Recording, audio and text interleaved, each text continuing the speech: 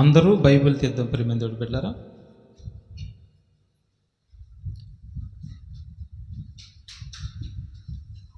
ఈరోజు మరి బైబిల్లో ఉన్నటువంటి ఒక పండగ గురించి మనం ఈరోజు తెలుసుకుందాం. బైబిల్లో ఉన్నటువంటి ఒక పండగ గురించి మనం ఈరోజు తెలుసుకున్నాం. ఆ పండగే పర్ణశాలల పండగ. ఏం పండగ? పర్ణశాలల పండగ. ఈ పండగ పుట్టడానికి కారణం ఏంటి? బాగా మీరు రాసుకోవాలి, బైబిల్ చూసుకోవాలి. బైబిల్లో అలా ఉంటే నమ్మాలి, లేకపోతే నన్ను ఎదురు ప్రశ్నించాలి, అడగాలి మీరు నన్ను. అర్థమైందా? అలా లేకపోతే మీరు అడగాలి నన్ను. లేనిది ఎందుకు చెబుతున్నామని మీరు నన్ను అడగాలి. ఉంటే తల దించి తల ఉంచుకొని దాని ప్రకారం పాటించాలి. ఇక అంతకు మించి ఏం చేయకూడదు. పరిశీలించాలి, వాక్యాన్ని పరిశీలించాలి. కాబట్టి పర్ణశాల పండగ గురించి మనం ఈరోజు తెలుసుకున్నాం. దాని నియమం ఏంటి, దాని నియమం ప్రకారం ఎలా పాటించాలి, అది పాటించేటప్పుడు ఎలాంటి నియమం ఇచ్చాడు, ఇది ఎవరు పాటించదగినది, ఏ దేశంలో పాటించదగినది, ఇది పాటించాలంటే అర్హతలేంటి, వీటన్నిటినీ ఒక్కొక్కటిగా మనం బైబిల్ నుంచి పరిశీలిద్దాం. ఇది మరి అబ్రహాము దగ్గరికి వెళ్ళి ఆలోచిస్తే తప్ప మనకు అర్థమైంది. జాగ్రత్తగా వినండి. అబ్రహాము అన్యుల దేశంలో ఉన్నటువంటి అబ్రహాముని దేవుడు పిలుచుకుంటాడు. దేవుడు పిలుచుకొని కానాను దేశానికి వెళ్ళమంటాడు. కానాను దేశానికి వెళ్ళిన తర్వాత మరి అక్కడ కానాను దేశంలో ఆయన నివాసం చేస్తాడు. కానాను దేశంలో నివాసం చేసేటప్పుడు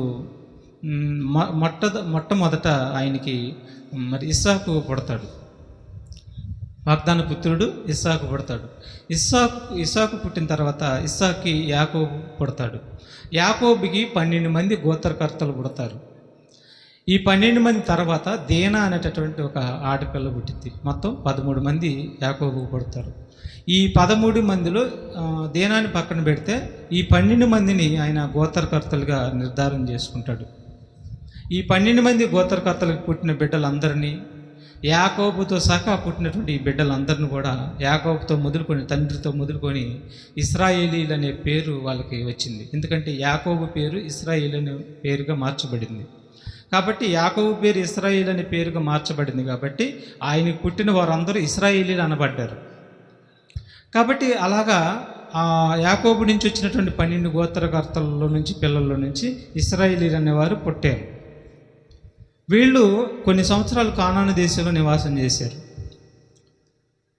నివాసం చేసిన తర్వాత వీరు ఐగుప్తు దేశానికి వెళ్తారు. ఐగుప్తు దేశంలో 70 లేక 75 మంది వెళ్తారు. యాకోబుతో సహా ఐగుప్తు దేశానికి 70 లేక 75 మంది వెళ్తారు. ఈ వెళ్ళినటువంటి వారందరూ కూడా సుమారు 400 సంవత్సరాలు లేక 430 సంవత్సరాలు వాళ్ళు నివాసం చేస్తారు బానిసలుగా. ఎక్కడ ఐగుప్తు దేశంలో 400 లేక 430 సంవత్సరాలు అక్కడ బానిసత్వం చేస్తారు. ఈ 430 సంవత్సరాలు బానిసత్వం చేసిన తర్వాత వాళ్ళు మొరపెడతారు దేవుడికి, అయ్యా ఈ బానిసత్వం నుంచి మమ్మల్ని విడిపించు, మేము తట్టుకోలేకపోతామని మొరపెట్టినప్పుడు మోషే గారిని పంపిస్తాడు. మోషే గారిని పంపించి వారిని తీసుకొని వస్తూ ఉంటాడు. 10 తెగుళ్ళు ఇశ్రాయేలు మీద, ఐగుప్తుల మీద చూపించి వాళ్ళని తీసుకొని వస్తాడండి. వస్తున్నప్పుడు ఎర్ర సముద్రం ఎదురైంది.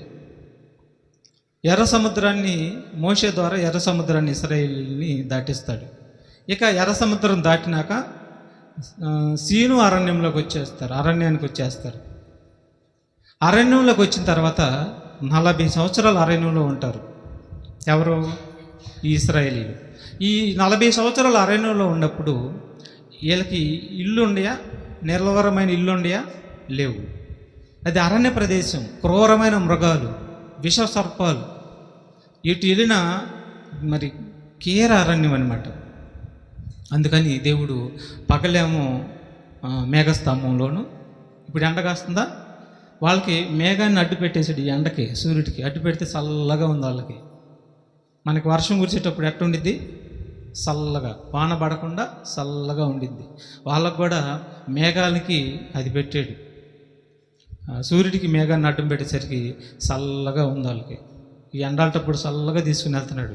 రైతురి పూట కరెంట్ ఆడదే, బుడ్డులు ఉండే వాళ్ళకి. మరి ఎట్లా? రైతురి పూట అగ్నిస్తంభం, ఒక పెద్ద అగ్ని, ఒక దేవదూత వచ్చి ఒక అగ్నిగా మండుతుంది. ఆ అగ్నిలో మరి కరెంటు వెళ్తూరు కంటే ఇంకా ఎక్కువగా కనపడుతుంది వాళ్ళకి. అలా ప్రయాణం చేస్తున్నారు. మరి ఇల్లు లేవు, నిలవరంగా ఉండటానికి ప్రదేశం కాదు అది, స్థిరంగా ఉండటానికి ప్రదేశం కాదు అది. మరి ఎట్లాగంటే వాళ్ళు ఏం చేశారంటే ఐగుప్తుల నుంచి వచ్చేటప్పుడు వాళ్ళు కొన్ని గుడారాలు, పట్టలు తీసుకుని వచ్చారు. అవి గుడారాలు తీసుకుని వాళ్ళు నివాసం చేశారు. ఇంకా కొంచెం మనం ఆలోచిస్తే చెట్లు కొమ్మలు నరుక్కొని మరి గుడారాలు వేసుకొని వాటిల్లో నివాసం చేశారు. ఎక్కడ చేశారు నివాసం? ఎక్కడ? అరణ్యంలో. ఎందుకంటే స్థిరమైన నివాసం లేదు కాబట్టి అరణ్యంలో తాత్కాలికంగా వాళ్ళు గుడారాలు వేసుకొని నివాసం చేశారు. ఎందుకంటే రైతు నిద్రపోవాలి కదా. నిద్రపోవాలంటే మరి పైన తాళం ఉండాలి, కాపుదల. అందుకని గుడారాలు వేసుకొని 40 సంవత్సరాలు అరణ్యంలో వాళ్ళు నివాసం చేస్తూ సంచారం చేశారు. వీటిని పర్ణశాలలు అన్నారు. గుడారాలన్నా పర్ణశాలలన్నా ఒకటే. ఎవరు నివాసం చేశారు 40 సంవత్సరాలు? ఇశ్రాయేలీలు. అర్థమైందా? ఎందుకు గుడారాలు వేసుకున్నారు, పర్ణశాలలు కట్టుకున్నారు? ఎందుకు? అరణ్యంలో వాళ్ళకి అవకాశము లేదు. పెద్ద పెద్ద బౌంతులు కట్టుకోవటానికి, పెద్ద పెద్ద మరి సిమెంట్ కట్టుకోవటానికి అవకాశం లేదు కాబట్టి చిన్న చిన్న పర్ణశాలల్లో, గుడారాల్లో నివసిస్తూ వాళ్ళు ప్రయాణం చేశారు. ఈ ప్రయాణం చేసినటువంటి వాళ్ళకి ఒక గుర్తుంది. ఏంటో తెలుసది? సున్నతి పొందుకోవాలి. అర్థమవుతుందా? సున్నతి పొందుకుంటేనే ఈ పర్ణశాలల పండుగ చేయదగినది, సున్నతి పొందుకుంటేనే ఈ గుడారాల పండుగ చేయదగినది. ఇది ఫస్ట్ ఆఫ్ ఆల్ మీరు గుర్తుపెట్టుకోవాలి. ఎందుకంటే ఇశ్రాయేలీలకి సున్నతి పద్ధతి ఎక్కడి నుంచి వచ్చిందంటే అబ్రహాం గారి నుంచి వచ్చింది. ఆదికాండం 17 అధ్యాయంలో ఉండిద్ది అది. అబ్రహాం గారి నుంచి వచ్చింది అది. అబ్రహాం మరి కాడ నుంచి వచ్చినటువంటి ఆ సున్నతి ఇష్మాయేలీలకి అదే, ఇశ్రాయేలీలకు కూడా అదే. ఇక ఈ సున్నతి చేస్తేనే వాళ్ళు ఏదైనా చేయాలి.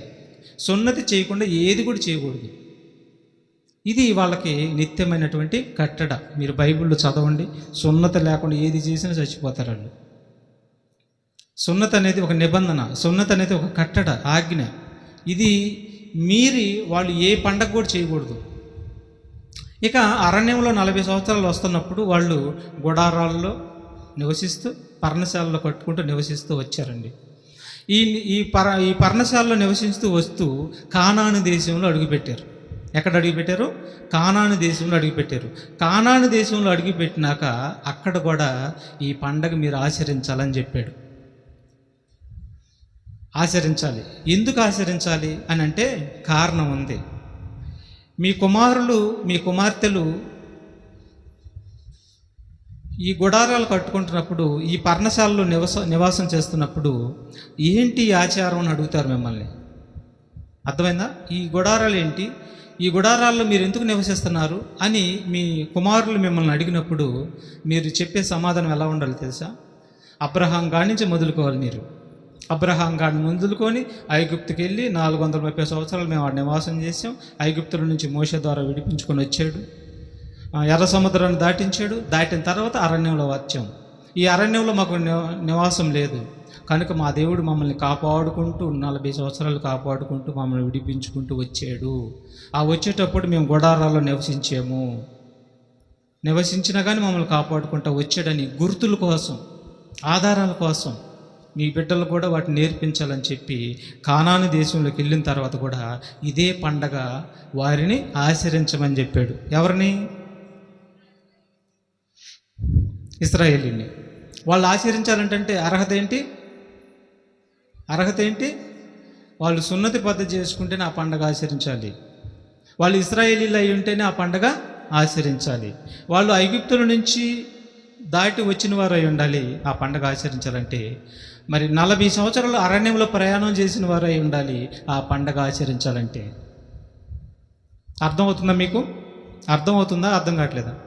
ఇప్పుడు ఆ పండగ ఆచరించాలంటే 40 సంవత్సరాలు అరణ్యంలో ప్రయాణం చేసిన వారు అయి ఉండాలి. ఇప్పుడు నేను ఆ పండగ ఆచరించాను అనుకో, నాకు సున్నతి ఉందా? సున్నత ఆచారం నాకుందా? లేదు. నేను అన్నిలో నుంచి వచ్చాను. నా గోత్రం వేరు, నాది ఇశ్రాయేలు గోత్రంలోది కాదుగా నా గోత్రం వేరు, నా వంశం వేరు, నేను అన్యుణ్ణి. అన్యుల్లో నుంచి దేవుడు క్రీస్తు ద్వారా నన్ను తీసుకున్నాడు. పాపంలో నుంచి నేను క్రీస్తులోకి వచ్చిన తప్ప నేను ఐగుప్తులో నుంచి క్రీస్తులోకి నేను రాలేదు. ఒకటి, నేను 40 సంవత్సరాలు అరణ్యంలో గుడారం వేసుకున్నానా? పర్ణశాలలో నివసించానా? మరి మీరెవరైనా నివసించారా? లేదు. ఇప్పుడు మనలో ఎవరైనా కానీ గుడారాల పండుగ ఆచరణ చేయగలమా? ఎందుకని చెప్పండి?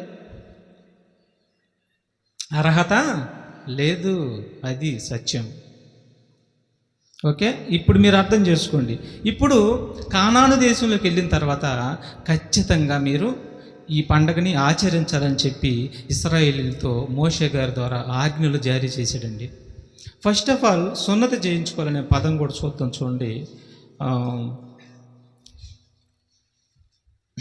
8వ రోజు లోకసువార్త 1వ అధ్యాయము 59వ వచనాన్ని మనం చూద్దాం. 59వ అధ్యాయం ధర్మశాస్త్ర ప్రకారం 8వ రోజు సున్నతి చేయించాలి. 8వ దినమున వారు ఆ శిశువుకు సున్నత చేయవచ్చి తండ్రి పేరును బట్టి జకరే అని పేరు వానికి పెట్టబోచుండగా. ఎవరికండి? యోహానండి. ఇతను బాప్తిసం ఇచ్చు యోహాన్. ఇతనికి ధర్మశాస్త్ర ప్రకారం 8వ రోజు సున్నతి చేయించబోతున్నారు. అలాగే లోకసువార్త 2:21 కూడా చూడండి. యేసుప్రభు వారికి కూడా లోకసువార్త 2:21 కూడా ఆ శిశువునకు సున్నతి చేయవలసిన 8వ దినము వచ్చినప్పుడు గర్భమందు ఆయన పడపక మునుపు దేవదూత చేత పెట్టబడిన యేసు అని పేరు వారు ఆయనకు పెట్టిరి. చూసారా, యేసు ప్రభు వారికి కూడా ధర్మశాస్త్ర ప్రకారం 8వ రోజు సున్నతి చేశారండి. ఇంకొంచెం ముందుకు వెళ్దాం. ఫిలిప్పీ పత్రిక 3:5 కూడా చూడండి. ఫిలిప్పీ పత్రిక 3వ అధ్యాయం 5వ వచనంలో కూడా పౌలు గారు కూడా ధర్మశాస్త్ర పండితుడు పౌలు, ధర్మశాస్త్ర ఉపదేశకుడు పౌలు. అతను కూడా 8వ దినాన సున్నతి పొందినవాడిగా ఉన్నాడు. చూడండి ఒకసారి. 8వ దినమున సున్నతి పొందితిని, ఇశ్రాయేలీల వంశపు వాడనై బెన్యామీను గోత్రంలో పుట్టేను అంటున్నాడు. చూసారా, అంటే ఈయన ఎప్పుడు సున్నతి పొందుకున్నాడు? 8వ దినాన సున్నతి పొందుకున్నాడు. అంటే సున్నతి పొందుకున్న వారే ఈ పర్ణశాల పండగ చేయటానికి అర్హులు. ఒకటి, 40 సంవత్సరాలు అరణ్యంలో ఉన్నవారే ఈ పండగ చేయటానికి అర్హులు.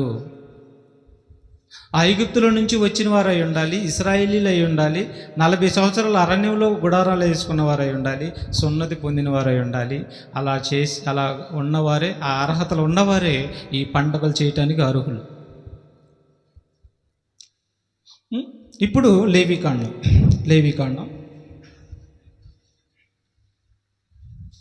23వ అధ్యాయము 33 నుంచి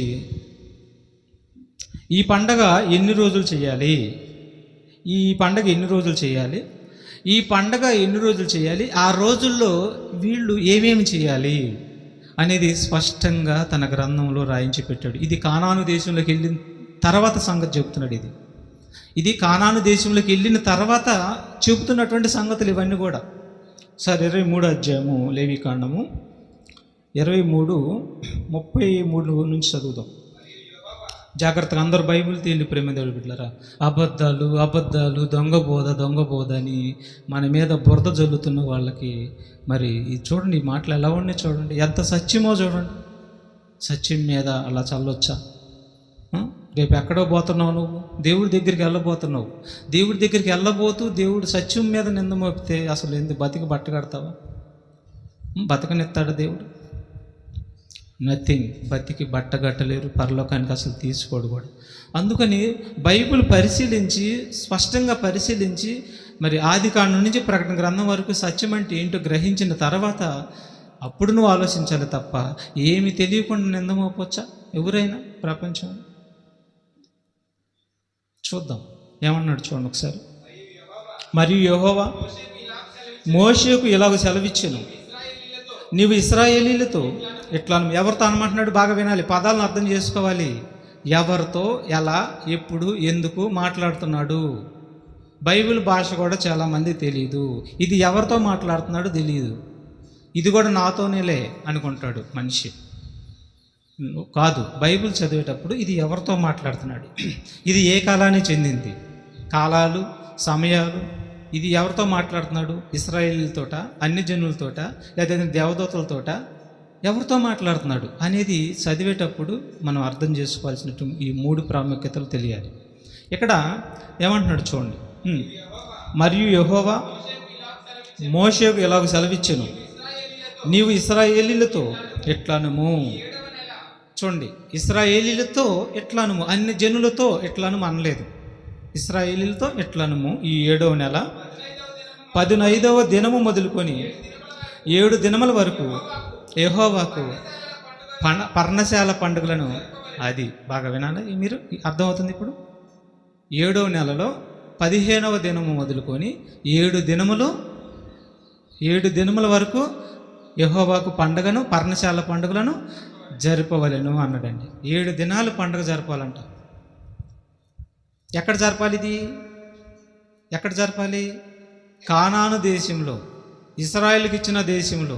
ఆ దేశంలోనే జరపదగిన పండుగ, మరి ఏ దేశంలోనూ జరపదగినది కాదు. నేను మీకు ఇచ్చిన దేశంలో మీరు జరుపుకోవలసినటువంటి పండగ ఇది అని అంటాడు.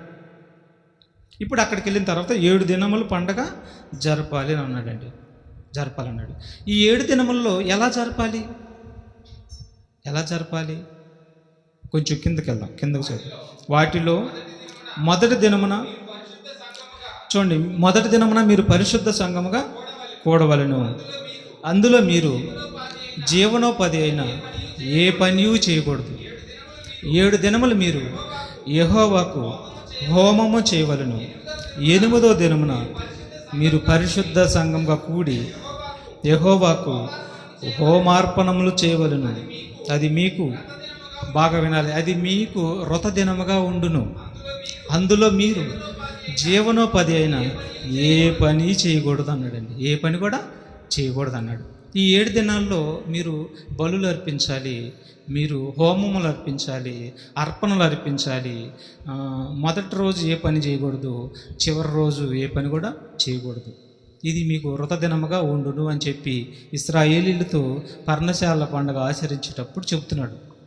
ఇప్పుడు ఏమేమి ఆచరించాలో, మొదటి దినమైనా ఏం చేయాలో, 2వ దినాన్ని ఏం చేయాలో, 3వ దినాన్ని ఏం చేయాలో, ఇలాగ 7 దినాలు ఏం చేయాలో, 7 దినాలు అయిపోయిన తర్వాత 8వ దినాన్ని ఏం చేయాలో మొత్తం వరుసగా చెప్పాడు లిస్టు. అది నిర్గమకాండంలో చూద్దాం ఒకసారి. నిర్గమకాండం, సంఖ్యాకాండంలో చూద్దాం. సంఖ్యాకాండంలో 29వ అధ్యాయము 12-16 వచనాలు మనం చూద్దాం. మరియు 7వ నెల 15వ దినమున మీరు పరిశుద్ధ సంఘముగా కూడవలెను. అప్పుడు మీరు జీవనోపాధి అయిన ఏమీ చేయక 7 దినములు యెహోవాకు పండగ ఆచరించవలెను. ఎవరితో చెప్తున్నారండి మాట? ఎవరితో చెప్తున్నారు? పెద్దలు చెప్పండి మాట. ఇశ్రాయేలీలతోటి 7 దినములు పండగ ఆచరించవలెనని చెప్పి ఇశ్రాయేలీలతో చెప్తున్నాడు. ఆ పండగ ఆచరించేటప్పుడు ఏం చేయాలో చెప్తున్నారు చూడండి. ఇంకా నిత్యమైన దహన బలియు, బాగా వింటున్నారా? ఈ 7 దినాల్లో పండగ ఆచరించేటప్పుడు ఈ 7 దినాల్లో మీరు చేయవలసినటువంటి చెప్తున్నాడు. నిత్యమైన దహన బలి, నైవేద్యమును దాని పానార్పణమును కాక యెహోవాకు ఇంపైన సువాసన గల దహన బలిగా. ఎక్కడి నుంచి తీసుకొస్తావు చెప్పు? ఇప్పుడు నిన్ను ఆచరించమన్నాడు అనుకో, 13 కోడి దొరలను తీసుకురావాలి. నువ్వు తీసుకొస్తావా? 2 పొట్టేళ్ళను తీసుకురావాలి. ఒక్కొక్క పొట్టేలు ఎంత? 30,000, 40,000. 2 పొట్టేలు నువ్వు ఏడ నుంచి తీసుకొస్తా? 13 కోడి దూడలను, మంచి లేక దూడలను తీసుకురావాలి. 2 లక్షలు ఏమో ఉంటాయి అవి. తెత్తవా? అదే మరి సత్యము అన్నది బహు దూరముగాను లోతుగాను ఉంటుంది. దీన్ని గ్రహించాలి మనం. చూడండి ఇంకా ఏం చెప్తున్నాడు చూడండి, ఇంకా బాగుండిద్ది ముందుకెళ్తే. ఏడాదివైనా, అబ్బో, సంవత్సరం కాలం నిండినటువంటి 14 గొర్రె పిల్లలు అంటండి అర్పించాలంట. ఏది? ఆ పండగ రోజుల్లో వీటిని అర్పించాలని అంటున్నాడండి. అవి పుండు ఉండకూడదు. ఏముండకూడదు? వాటికి దోషం లేనిదై ఉండాలి. రోగం ఉండకూడదు, వాటికి పుండు పొట్ట ఉబ్బరిచినట్టు ఉండకూడదు. అది రాకుండా చాలా స్ట్రిక్ట్గా, చాలా జాగ్రత్తగా ఆ గొర్రెని పెంచుకొని అది మరి నిర్దోషమై ఉంటేనే పుండు కానీ, గజ్జి కానీ, మరి రక్తస్రావం కానీ, కురుపు కానీ, పొట్ట దిగినదైనను, పొట్ట ఉబ్బిందైనను, అలాంటిది ఏది కూడా దానికి దేవుడికి అర్పించకూడదు. నిర్దోషమైనదై ఏడాది దినాలు గడిచినదే ఉండాలంటండి.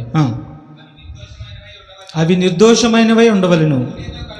నూనెతో కలపబడిన గోధుమ పిండిని నైవేద్యముగాను, ఆ 13 కోడె దూడలలో ప్రతి దూడతో తూములో 3/10వ వంతులను, ఆ 2 పొట్టేళ్లలో ప్రతి పొట్టేళ్లతో 2/10వ వంతులను, ఆ 14 గొర్రె పిల్లలను ప్రతి పిల్లతో. ఏమండి, ఈ సిస్టమ్ ఎట్టుంది? ఆదివారం చర్చికే సరిగ్గా రాము మనం. ఆదివారం చర్చికే సరిగ్గా రాము. దేవుడు ఏదైనా ఆజ్ఞ చెబితే మనం వినము, పెడచెవిని పెట్టేస్తాం. మనకు కుదిరినప్పుడే ఆజ్ఞ నెరవేరుస్తాం. ఇవి నెరవేర్చకపోతే చచ్చిపోతావు అన్యాయంగా. అప్పుడే చంపేస్తాడు ధర్మశాస్త్ర ప్రకారం. అప్పుడే గుండె పగిలిపోయి ముందుకు పడి చచ్చిపోవటమే, ఊరుకోడు ఆజ్ఞ నెరవేర్చకపోతే. మరి చూడండి ఎంత పద్ధతి పెట్టాడు. ఆ పండగ ఆచరించాలంటే ఆషామాష కాదు, ఎంత సిస్టమ్ ఉంది అది ఆచరించాలంటే. 16 వరకు ఒక మేక పిల్లను అర్పింపవలెను అన్నాడండి. ఇది మొదటి రోజు, మొదటి దినాన అలాగా తీసుకొని వచ్చి వాటిని సిద్ధపరిచి ఇలాగా అర్పించవలను అన్నాడు. ఇక 2వ దినాన ఏమన్నాడు చూడండి, 17వ వచనం నుంచి. 2వ దినమున నిత్యమైన దహన బలి, దాని నైవేద్యమును, వాటి పానార్పణమును గాక మీరు నిర్దోషమైన అదిగో 12 కోడిదూడలు. ఫస్ట్ రోజు ఏమన్నాడు? 13 కోడిదూడలు అన్నాడు. ఇప్పుడు 2వ రోజు ఏమంటున్నాడు? 12 నిర్దోషమైన 12 కోడిదూడలను, 2 పొట్టేళ్లను, ఏడాదివైన 14 గొర్రె పిల్లలను విధి ప్రకారముగా. ఏంటి విధి? ధర్మశాస్త్ర విధి అంతే, నువ్వు అర్పించాలి. ఏమండి, ఇవన్నీ ఈ విధులన్నీ తీసేసాడండి. ఇన్ని అర్పించాలని వాళ్ళ వల్ల కాలేదు, ఇశ్రాయేల్ వల్ల.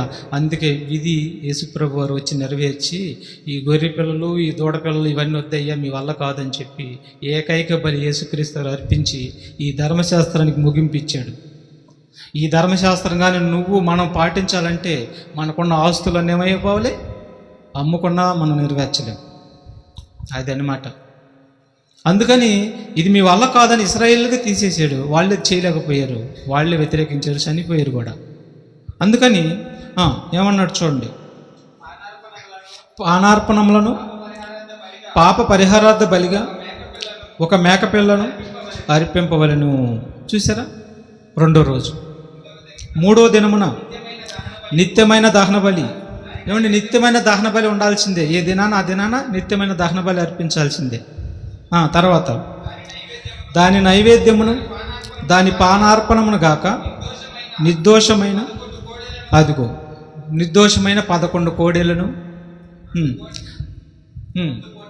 2 పొట్టేళ్లను, ఏడాదివైన 14 గొర్రె పిల్లలను విధి ప్రకారముగా వాటి లెక్క చొప్పున ఆ కోడెలతోనూ, పొట్టేళ్లతోనూ, గొర్రె పిల్లతోనూ వాటి నైవేద్యమును, పానార్పణములను, పాప పరిహారార్థ బలిగా ఒక మేకపిల్లను అర్పింపవలెను. ఏం చేయాలి? అర్పింపవలెను. నువ్వేం అర్పిస్తావు? ఆదివారం వచ్చి చినిగిపోయిన కాగితం అర్పిస్తావు నువ్వు. చినిగిపోయిన కాగితం చిల్లర అర్పిస్తావు నువ్వు. ఇక అంతకుమించి నీకేం తెలియదు. సరే, చినిగిపోయిన కాగితం అర్పించావు. నీ జీవితాన్ని దేవుడికి అర్పించావా? నథింగ్. అది నీ చేత కాదు, నీ వల్ల కాదు. అర్పించవు, పోతావు నరకానికి. ఆ రోజు ఎలాగైతే అవి అర్పించబడ్డాయో నువ్వు కూడా అర్పించబడాలి, దేవుడికి బలియాగం అవ్వాలని చెప్పి వాటిని ముంగుర్తుగా చూపించి మనం కూడా అలా విధంగా బలి అవ్వాలని చెప్పి కొన్ని ఆచారాలు ధర్మశాస్త్రంలో వాళ్ళకి ఇవ్వటం అనేది జరిగింది. అవి మనం చేయమని కాదు, మనం దేవుడి కోసం అర్పించుకోవాలని, మన జీవితాన్ని దేవుడి కోసం సమర్పించుకోవాలని, సజీవ ఏకంగా నీవే దేవుడికి సమర్పించుకోవాలని వాటిని ముంగుర్తుగా మరి అర్పించడం అని జరిగింది. నీవు అర్పించుకోవాలని వాటిని అర్పించాడు. అంతేగాని వాళ్ళు చేసినటువంటి పండగ నువ్వు చేయాలని కాదు. ఇంకా 4వ దినమున 23వ వచనం, 4వ దినమున నిత్యమైన దహన బలియు దాని నైవేద్యమును పానార్పణమును గాక నిర్దోషమైన. చూసారా, ఫస్ట్ ఏమో 14, తర్వాత 13, తర్వాత 12, ఇప్పుడేమో 10 కోడేళ్లను, తర్వాత 2 పొట్టేళ్లను, ఏడాదివైన 14 గొర్రె పిల్లలు విధి ప్రకారంగా వాటి లెక్క చొప్పున ఆ కోడేళ్లతోనూ పొట్టేళ్లతోనూ గొర్రె పిల్లలతోనూ వాటి నైవేద్యమును పానార్పణములను పాప పరిహార్థ బలిగా ఒక మేక పిల్లను అర్పింపవలెను. చూసారా, తర్వాత 5, 26 చూడండి. 5వ దినమున నిత్యమైన దహన బలియు దాని నైవేద్యమును పానార్పణమును గాక నిర్దోషమైన. చూసారా, 9 కోడలు, ఒక్కొక్కటి తగ్గించుకుంటూ వస్తున్నాడు. 9 కోడెలను, 2 పొట్టేళ్లను, ఏడాదివైన 14 గొర్రె పిల్లలను విధి ప్రకారంగా వాటి లెక్క చొప్పున ఆ కోడెలతోనూ పొట్టేళ్లతోనూ గొర్రె పిల్లలతోనూ వాటి నైవేద్యమును పానార్పణములను పాప పరిహార్థ బలిగా ఒక మేక పిల్లను అర్పింపవలను. అర్పింపవలను అనే పదాన్ని మీరు వింటున్నారు. ఇప్పుడు అర్పించాలంట, అర్పించవలను అంటున్నాడు. వీటిని మీరు అర్పించాలంటున్నాడు. ఒక మేక పిల్లను అర్పించాలి. అర్పించకపోతే ఆ పండుగల్లో మీరు వాటిని చేయాలని చెప్తున్నాడు. ఆజ్ఞని ధిక్కరిస్తే కుదరదు, చనిపోతారు, చేయాల్సిందే. తర్వాత 7వ రోజు, 6వ రోజు చూద్దాం. 29, 6వ దినమున నిత్యమైన దహన బలియు దాని నైవేద్యమును పానార్పణమును గాక నిర్దోషమైన 8 కోడేళ్లను, 2 పొట్టేళ్లను, ఏడాదివైన 14 గొర్రె పిల్లలను విధి ప్రకారంగా వాటి లెక్క చొప్పున ఆ కోడెలతోనూ పొట్టేళ్లతోనూ గొర్రె పిల్లలతోనూ వాటి నైవేద్యమును పానార్పణములను పాప పరిహార్థ బలిగా ఒక మేక పిల్లను అర్పింపవలెను. ఏమండి, ఈ పండుగ చేయాలంటే ఇంత ఉంది తతంగం. అర్థమైందా? ఈ పర్ణశాల పండుగ చేయాలంటే ఇంత తతంగం ఉంది, ఇంత కథ ఉంది. ఎవరు చెప్తారు మనతోటి? ఎవరు చెప్పరు. చేయండి చేయండి చేయండి చేయండి. చూసారా, మరి ఇదంతా పరిస్థితి ఏంటి? ఇది చెప్పింది దేవుడు కాదా? ఇలాగ చేయమని చెప్పింది దేవుడు కాదా? దేవుడే కదా. ఇలాగ చేయకుండా చేస్తే ఒప్పుకోడు కదా. చూడండి, ఇంకా ముందుకెళ్దాం.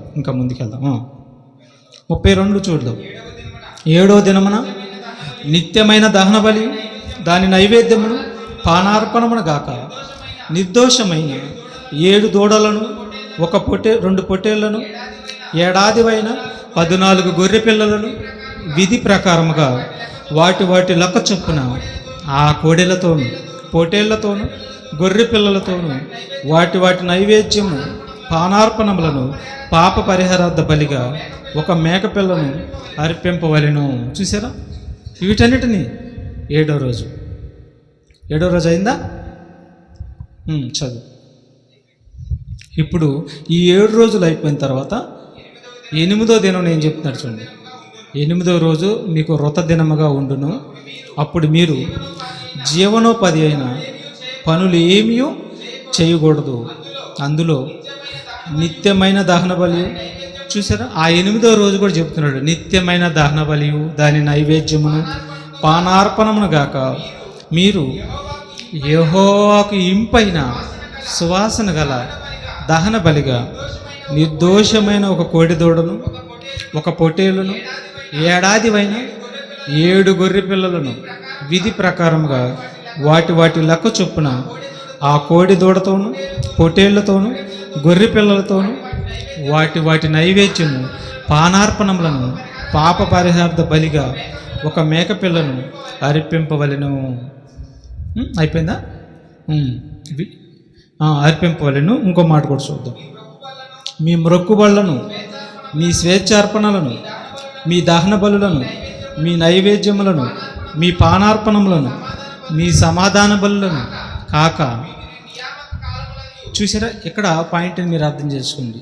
వీటిని నియామక కాలములందు యెహోవాకు అర్పింపవలెను. అంటే ఆయన ఏ దినానైతే నియమించాడో, ఏ నెలలో ఏ రోజు నుంచి ప్రారంభించాడో ఆ రోజుల్లోనే మీరు అర్పించవలెను.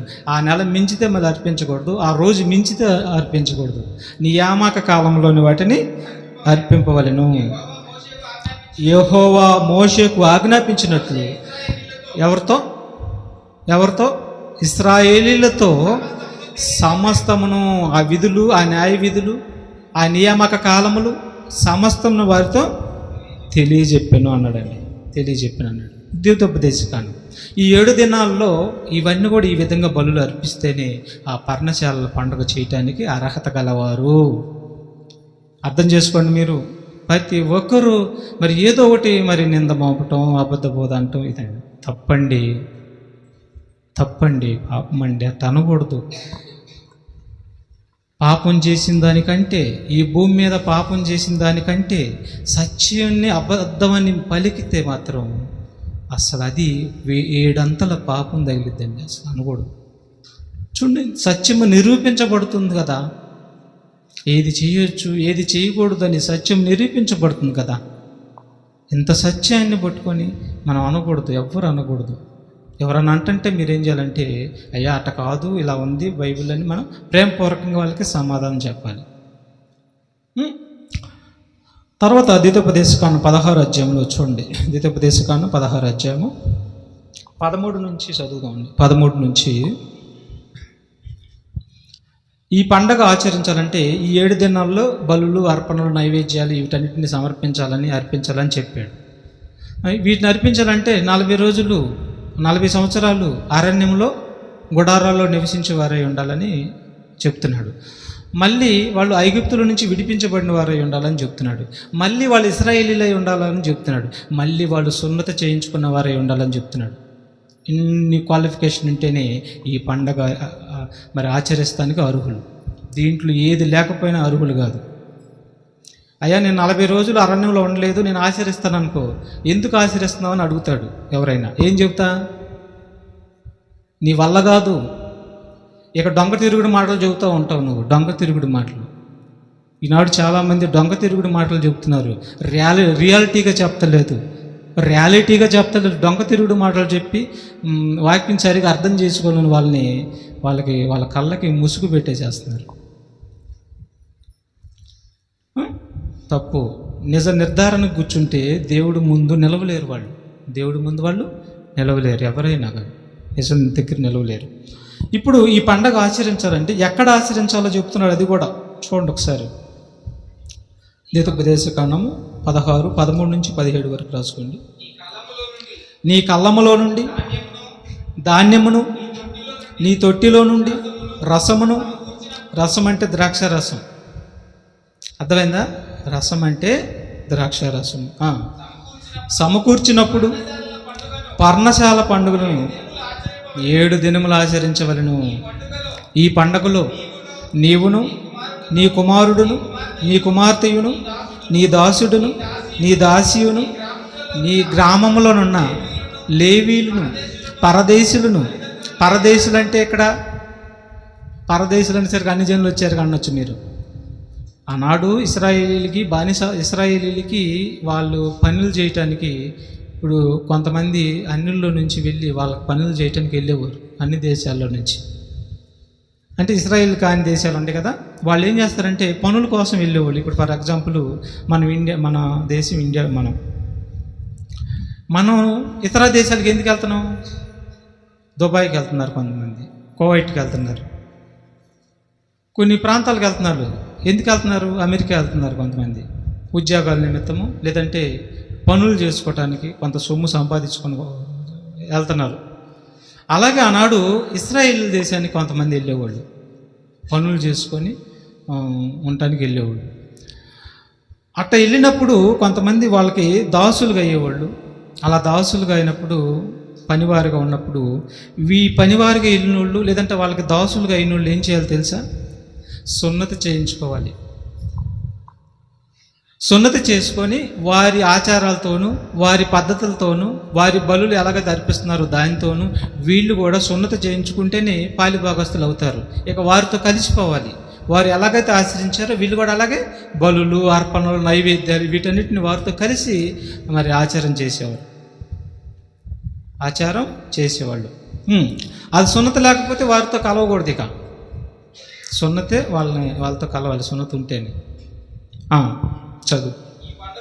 ఈ పండుగలో నీవును, నీ కుమారుడును, నీ కుమార్తెయును, నీ దాసుడును, నీ దాసియును, నీ గ్రామంలో ఉన్న లేవీయులను, పరదేశులను, తల్లిదండ్రులు లేనివారును, విధవరాండ్రును సంతోషింపవలెను.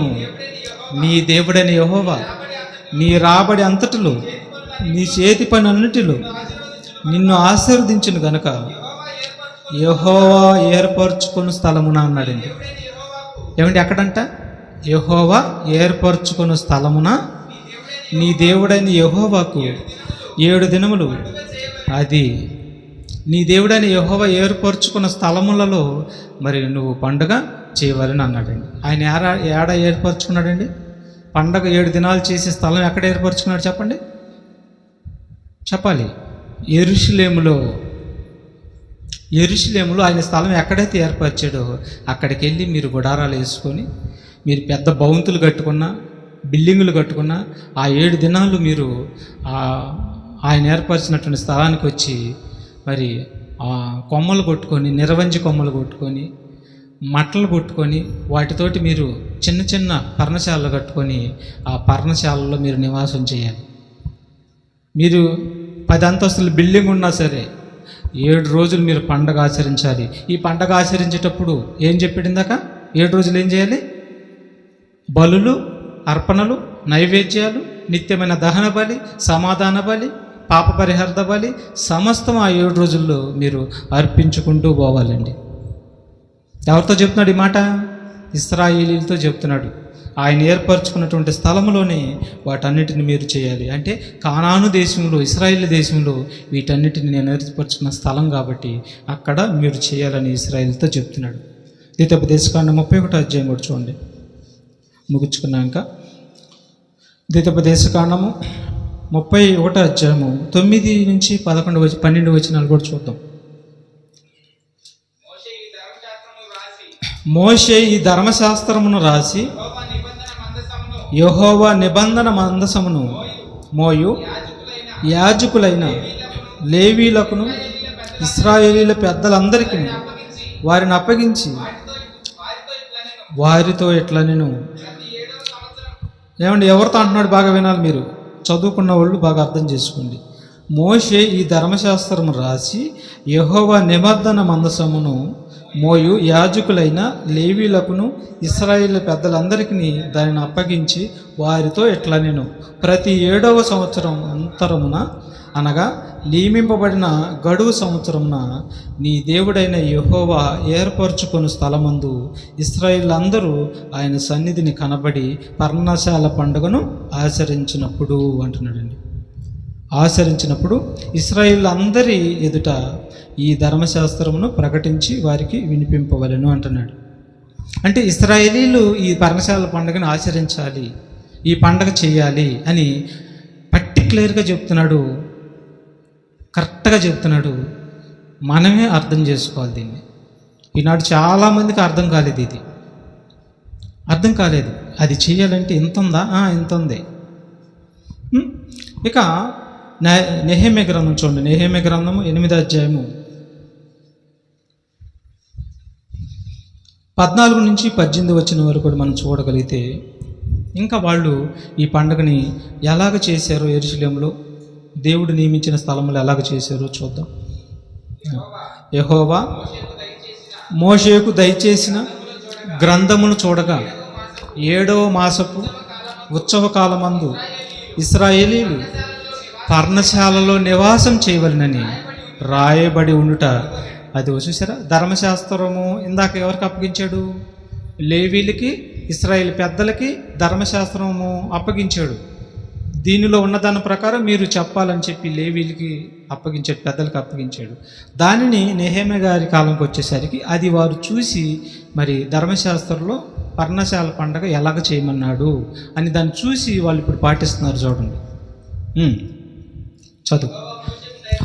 యెహోవా మోషేకు దయచేసిన గ్రంథము చూడగా 7వ మాసపు ఉత్సవ కాలమందు ఇశ్రాయేలీలు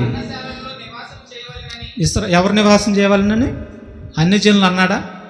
ఏమంటే అర్థం చేసుకునండి, ఎన్ని మాటలుండియో వీటిని మనం పక్కన నెట్టేద్దామా? వీటిని అబద్ధం అందామా? వీటిని రాయించింది దేవుడే కదా, పరిశుద్ధాత్మ దేవుడే కదా రాయించింది. తండ్రి అనే దేవుడు పరిశుద్ధాత్మతో రాయించాడు కదా. ఇది కాదంటే బ్రతికి పట్టగలమా మనం? చూడండి, రాలిపోతామండి, గడ్డి ఎండిపోయినట్టు ఎండిపోతాం. సత్యానికి ఎదురు పడకూడదు, ఎదురు నిలబడకూడదు, బగ్గుమని మండిపోతాం, మనం కాలిపోతాం, మన జీవితాలు కాలిపోతాయి. అందుకని సత్యం చూడండి ఎంత పబ్లిక్గా చెప్తున్నాడు. ఇశ్రాయేలీలతో అంటున్నాడు, ఇశ్రాయేలీలు పర్ణశాలల్లో నివాసం చేయవలెనని రాయబడి ఉండుట కనుగొనెను. మరియు వారు చూశారా, బాగా వినాలి, యెరూషలేములో ఇశ్రాయేలు నివసించే పట్టణములన్నిటిలో, చూసారా, యెరూషలేములో ఇశ్రాయేలు నివసించే పట్టణములన్నిటిలోనూ యెరూషలేములోను ప్రకటన చేసి తెలియజేయవలసినది ఏమనగా, ఎక్కడండి ఇశ్రాయేలీల పట్టణంలోను యెరూషలేములోను ప్రకటన చేసి వాళ్ళు పండగ ఎలాగ ఆచరించాలో తెలియజేయవలసినది ఏమనగా, మీరు పర్వతానికి వెళ్ళి ఏం తెచ్చుకోమంటున్నాడు? ఒలివ చెట్ల కొమ్మలను, అడవి ఒలివ చెట్ల కొమ్మలను. ఏమండి, మనం ఎక్కడ తెస్తామండి? ఈ పండుగ చేయమన్నాడు అనుకో, ఇప్పుడు పర్వతానికి, ఏ పర్వతానికి వెళ్తా? కొండకే వెళ్ళలేవు మనం. ఏ కొండకి వెళ్తావు చెప్పు? ఇక్కడ పర్వతాలు ఏడండి ఈ దగ్గరలో? అక్కడికి వెళ్ళి ఆ పర్వతానికి వెళ్ళంట. అక్కడ పర్వతాలు ఉండి, ఇశ్రాయేల్ దేశంలో పర్వతాలు ఎక్కువ, పెద్ద పెద్ద పర్వతాలు, 1000 ఎకరాలు నిండిపోయి ఉంటాయి. అవి ఆకాశానికి అంటున్నట్టు ఎత్తైన పర్వతాలు ఉంటాయి వాళ్ళకి. నీవు పర్వతమునకు పోయి ఒలివ చెట్ల కొమ్మలను, అడవి ఒలివ చెట్ల కొమ్మలను, గుంజి చెట్ల కొమ్మలను, ఈత చెట్ల కొమ్మలను, గుబురు గల వేరు గుబురుగా ఉండాలంట. అది గుబురుగా ఉండాలంట. ఆల్రెడీ అంతకుముందు ఎవరు నరికేసిందే ఉండకూడదు, గుబురుగా ఉండాలంట. గుబురుగా ఉన్న దాంట్లోకి వెళ్ళి వేరు గుబురుల దగ్గరికి వెళ్ళి వాటిని తెచ్చి రాయబడినట్లుగా, చూసారా, వాటితో పర్ణశాలలు కట్టవాలని అంటాడండి. ఆ ప్రకారమే జనులు పోయి కొమ్మలను తెచ్చి జనులందరూ తమ ఇండ్లలోనూ, చూసారా, తమ ఇండ్లలోనూ తమ లోగిన్లలోనూ దేవ మందిరపు ఆవరణములలోను నీటి గుమ్మపు వీధిలోను ఎఫ్రాయిము గుమ్మపు వీధుల్లోను పర్ణశాలలో కట్టుకునిరి. ఎక్కడ కట్టుకునిరి? వారి దేశంలో, వారి పట్టణాల్లో, వారి లోగిన్లలో పర్ణశాల పండుగలు కట్టుకునిరి, పర్ణశాలలు కట్టుకునిరి. ఏం తెచ్చి కట్టుకునిరి? మట్టలు తీసుకుని వచ్చి, కొమ్మలు తీసుకుని వచ్చి కట్టుకునిరి. అప్పుడు మరియు చెరలో నుండి తిరిగి వచ్చిన వారి సమూహమును పర్ణశాలలు కట్టుకొని వాటిలో కూర్చుండిరి.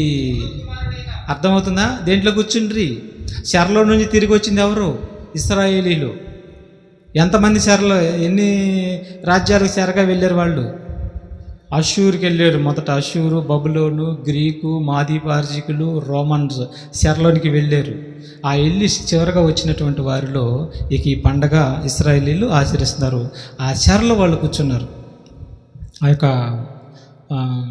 గుడారాల్లో లేదా ఆ యొక్క పర్ణశాలలో వాళ్ళు కూర్చున్నారు.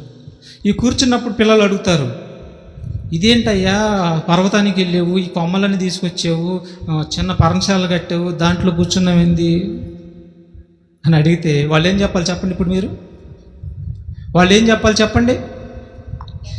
ఏం చెప్పుంటారు చెప్పండి మీరే? మీకు అర్థం అయి ఉండాలి. ఇప్పటికీ ఐగుప్తులో నుంచి తీసుకుని వచ్చేటప్పుడు 40 సంవత్సరాల అరణ్యంలో ఉంటే ఎట్టాగే మేము నివసించాం, మా దేవుడు మమ్మల్ని కాపాడుకుంటూ వచ్చాడయ్యా, ఈ దేశంలో అడుగు పెట్టించాడయ్యా, మమ్మల్ని కాపాడుకుంటూ వచ్చాడని చెప్పి మీ బిడ్డలకు, వారి బిడ్డలకు వాళ్ళు తెలియపరచాలన్నాడు. అమ్మో అవునా అని వాళ్ళు కూడా ఆలోచించి ఇక దేవుడి యందు విశ్వాసం ఉంచి, నమ్మిక ఉంచి, ఆ దేవుడి పద్ధతులు మళ్ళీ రాబో తరం వారికి వాళ్ళు పాటించాలని మరి దేవుడు ఆ పర్ణశాల పండుగను వాళ్ళు ఆచరించమని చెప్పాడండి. ఇది సత్యం అండి. ఇదే పండగ కొత్త నిబంధనకు వచ్చేసరికి యేసు ప్రభు వారు ఆచరిస్తాడు, యూదులు ఆచరిస్తారు.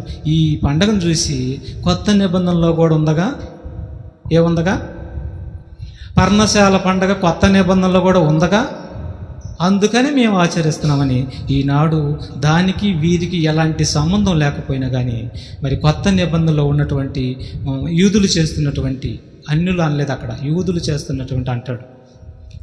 చూడండి ఆ మాట చూడండి, యోహాను సువార్తలో 7వ అధ్యాయము 2-5 వరకు మనం చదువుకున్నాము. ఇది ఎవరి పండుగ చెబుతుందో చూడండి జాగ్రత్తగా. ఒకసారి రూతుమ్ గారు అడిగింది, అయ్యా మరి కొత్త నిబంధనలు కూడా పండుగలు ఉన్నాయి అంటగా, కొత్త నిబంధనలు కూడా ఆచరించారంటగా అని ఒకసారి రూతుమ్ గారు అడిగింది. వాళ్ళు ఆచరించింది ఎవరో చూడండి, ఇక్కడ చదువుదాం. యూదుల పర్ణశాలల పండగ. అమ్మా, యూదులు అన్న ఇశ్రాయేల్ అన్న ఒకరే. యేసుక్రీస్తు కాలంలో కొత్త నిబంధన ముగింపు కాలం వచ్చేసరి వరకు కూడా వాళ్ళు పండగలు ఆచరిస్తూనే ఉన్నారు. వాళ్ళ పండగ వాళ్ళు ఆచరిస్తూనే ఉన్నారు. అది యేసుక్రీస్తు కాలంలో కూడా వారు ఆచరిస్తున్నారు, వాళ్ళు ఆచరిస్తున్నారు. ఎందుకంటే వాళ్ళు ఇశ్రాయేల్ కనుక, వాళ్ళు యూదులు కనుక ప్రతి సంవత్సరమున వాళ్ళు ఆచరించేవాళ్ళు. ఆ విధంగా కొత్త నిబంధనలు కూడా యూదుల పండుగ ఒకటి వచ్చింది, అదే పర్ణశాల పండుగ. అంటే పర్ణశాల పండుగ అంటే ఎవరిది? ఇశ్రాయేలుది, యూదులది. అది గుర్తుపెట్టుకుని. అన్ని జనులది అన్నాడు, యూదులది అన్నాడా? కొత్త నిబంధనలు కూడా, కొత్త నిబంధన రాయబడతాం పూర్తి అయిపోయినంత వరకు కూడా వీళ్ళు పండుగలు ఆచరిస్తూనే ఉన్నారు ఇశ్రాయేలీలు. యేసు ప్రభు బలి అయిపోయేటప్పుడు కూడా వీళ్ళు పండుగలు ఆచరిస్తూనే ఉన్నారు. వారి సిద్ధాంతం ప్రకారం వాళ్ళు ఆచరిస్తూనే ఉన్నారు. అట్టగా వాళ్ళు ఆచరించారు కానీ కొత్త నిబంధనలు ఆచరించమని చెప్పలేదు వాటిని. అది మీరు గమనించాలి. అందుకే బైబిల్ రోజు చదవమని చెప్పేది నేను. చివరిగా యాకోబు పత్రిక 2 చూడండి, యాకోబు పత్రిక 2:10 వచ్చు.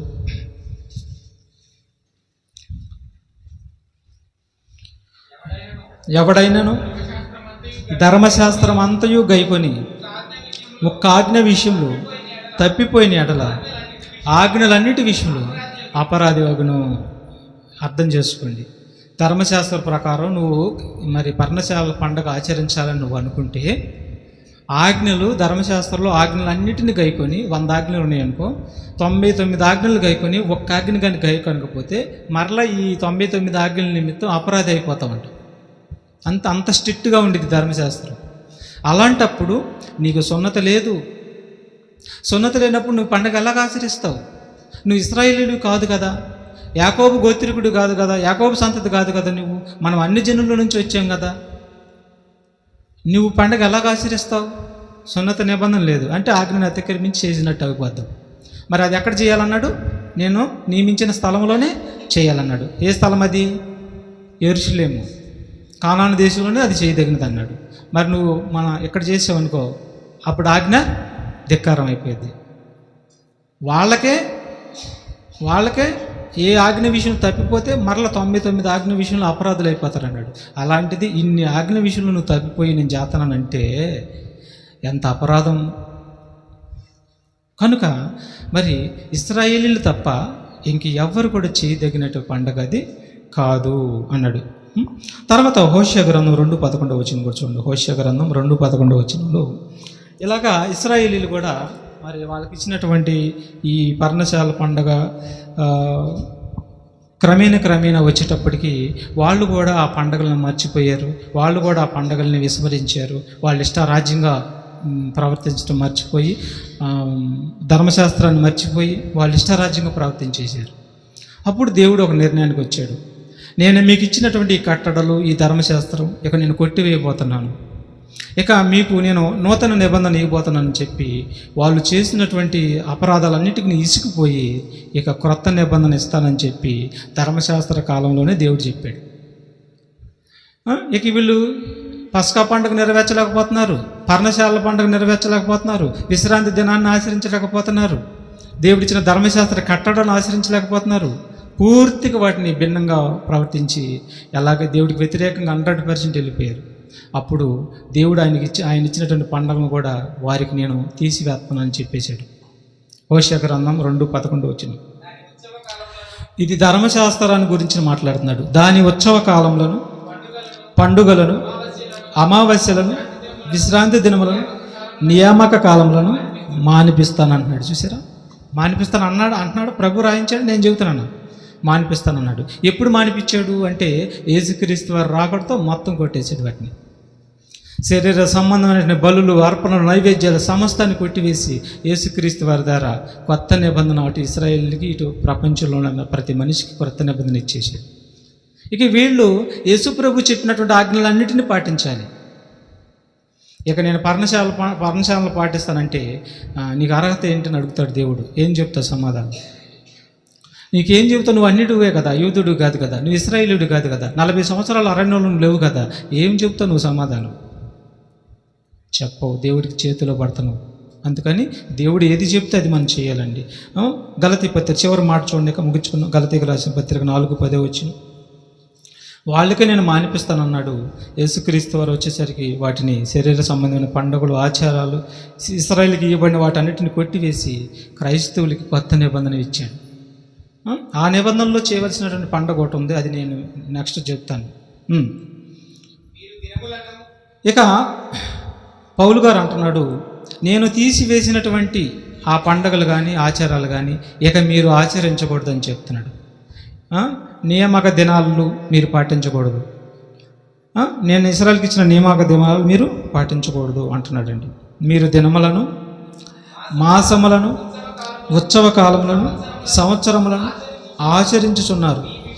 మీ విషయమై నేను పడిన కష్టము వ్యర్థమైపోవునని మిమ్మల్ని గూర్చి భయపడుచున్నాను. పౌలు గారు చెప్తున్నాడు. ఇవన్నీ యేసు ప్రభు ద్వారా కొట్టివేశాడు.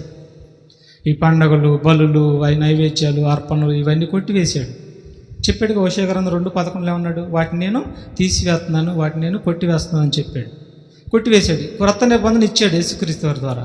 ఇప్పుడు మీరు యేసుక్రీస్తు వారు చెప్పినటువంటి ఆజ్ఞలు ఉన్నాయి, మత్తయి సువార్త 28:19 ఉండే, ఆయన చెప్పిన అన్నీ మీరు అనుసరించి జీవితకాలం పాటు నడుచుకోవాలని చెప్పాడు. అలా నడుచుకోవటమే, మీరు నడుస్తూ అనేకుల్ని దేవుళ్ళలోకి నడిపించటమే క్రొత్త నిబంధన పండగ. ఇది నేను నెక్స్ట్ వారం చెప్తాను. కాబట్టి పర్ణశాల పండగ ఎవరు చేయాలి చెప్పండి? ఎవరికి అర్హతమైనది? అందరు చెప్పాలి. మళ్ళీ అటు వెళ్ళినాక మీరు మర్చిపోయారు అనుకో, ఎవరో ఒకళ్ళు వచ్చి అది అట్ట కదా, ఇది ఎట్ట కదా అంటే మీరు చెప్పాలి, సమాధానం చెప్పాలి. సత్యానికి స్తంభాలుగా నిలబడండి. ఇశ్రాయేలుకి 100% అనుసరించదగినది తప్ప ఈ ప్రపంచంలో ఎవరు కూడా దీన్ని అనుసరించదగినది కాదు. ఎందుకంటే 40 సంవత్సరాలు అరణ్యంలో ఉండి గుడారాలు కట్టుకుంది ఒక ఇశ్రాయేల్ తప్ప అన్ని జనులు ఎవరు కూడా కాదు.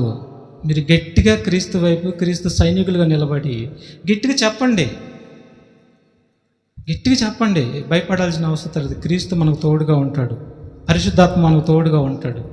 గట్టిగా చెప్పి మరి సత్యం చెప్పి ఒప్పించండి సత్యం. అప్పుడు మీకు ధన్యత, వాళ్ళు కూడా మారితే వాళ్ళు కూడా ధన్యత. కాబట్టి ఈ పర్ణశాల పండుగ అనేది ఇశ్రాయేలుదే తప్ప మరి ఎవరికి కూడా అది వర్తించదు. ఇది మనం ఇంటికి వెళ్ళినా కూడా ఈ రెఫరెన్స్ మీరు చదువుకోండి, ప్రార్థన చేసుకున్నాం.